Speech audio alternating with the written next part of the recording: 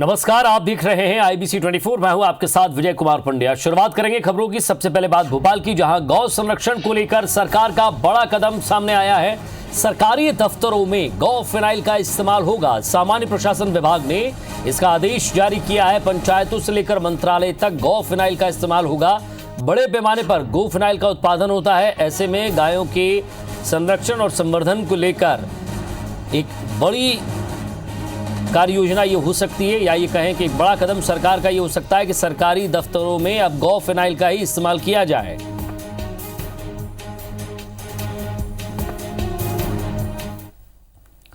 मध्य प्रदेश के मुख्यमंत्री शिवराज सिंह चौहान आज देवास के दौरे पर रहे। सबसे पहले वे माता टेकरी पर पहुंचे, जहां पर उन्होंने मां तुलजा भवानी और मां चामुंडा के दर्शन किए। इसके बाद सीएम ने नगर निगम में अफसरों के साथ देवास में 5 साल के विकास कार्यों की समीक्षा की और इस दौरान उन्होंने कहा कि बड़े शहरों की तर्ज पर नगर पंचायत और ग्राम पंचायतों के समुचित विकास के लिए विकास का रोड मैप तैयार किया जाए। वहीं आम सभा को संबोधित करते हुए मुख्यमंत्री ने कहा कि देवास का विकास ऐसा किया जाएगा कि वो सिंगापुर से कम नहीं दिखेगा।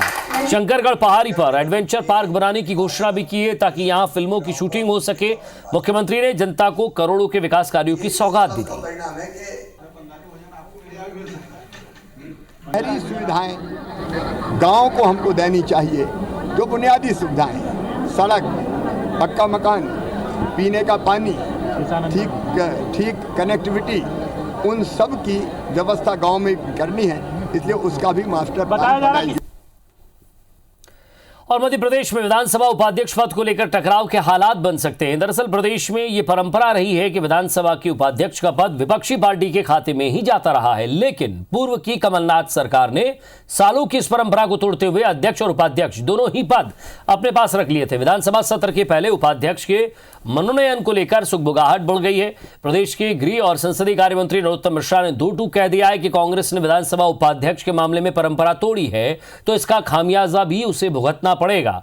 विधानसभा उपाध्यक्ष का पद किसके हिस्से में आएगा, ये तो आने वाला समय ही बताएगा, लेकिन सरकार के तेवर से साफ लगता है कि विधानसभा उपाध्यक्ष पद मामले में कांग्रेस की झोली खाली ही रहने वाली है।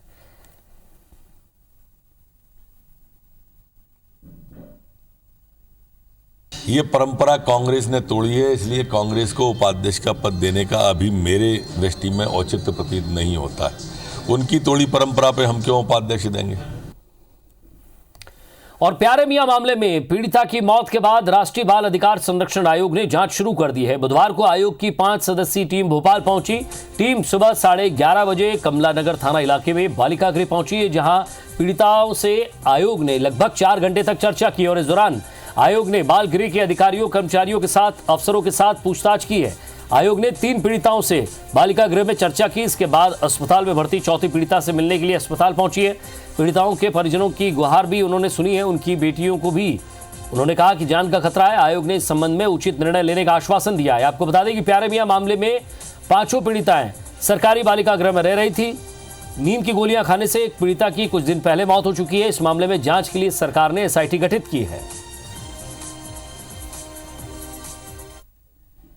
हॉस्पिटल में भी एडमिट होते तो बच्चों का खबर नहीं है, पेरेंट्स को के बच्चे मतलब एडमिट है आपके। न्यूज़ वालों के जरिए हमें पता चल रहा है कि आपकी बच्ची एडमिट है। बस उनसे यही मांगे, बस जो आपको जांच जो करना है वो करिए भैया, कि हमारी बच्चियों को हमारे दीजिए। बस यहाँ पे इन्होंने इसलिए बुलाया था कि इस हफ्ते में जो लड़की खत्म हुई, इसके बाद क्या क्या हो रहा है लड़कियों के साथ, उन्हें दवा कैसे पहुँची, या आपको किसी तरह की लड़कियों ने बताया आपको कि उनकी घबराहट है या उन्हें घर जाना है, तो मैंने कहा जी उस चीज़ की इंक्वायरी करिए। और हमने ये बोला है उनसे कि इन लोगों ने 4-5 दिन के लिए रखा था हमारे बच्चे, लेकिन ये 7 महीने होने वाले हैं, हमारे बच्चे हमारे सुपुर्द कर दिए जाए। हमने तो यही पक्ष रखा है। अब हम एक दिन भी हमारी बच्चियों को अब हम नहीं छोड़ सकते। हमें तो हमारी बच्ची मिलनी चाहिए। इस केस के बाद टीम से बात हुई है, वो कह रहा है अभी जांच करके फिर आपको बताते हैं क्या है। मध्य प्रदेश में हुए बहुचर्चित व्यापम घोटाले ने लाखों युवाओं का भविष्य चौपट कर दिया, लेकिन इससे संबंधित शिकायतों की जांच आगे नहीं बढ़ रही है। CBI में दर्ज प्रकरणों के अलावा 197 शिकायतें STF को सौंपी गई थीं।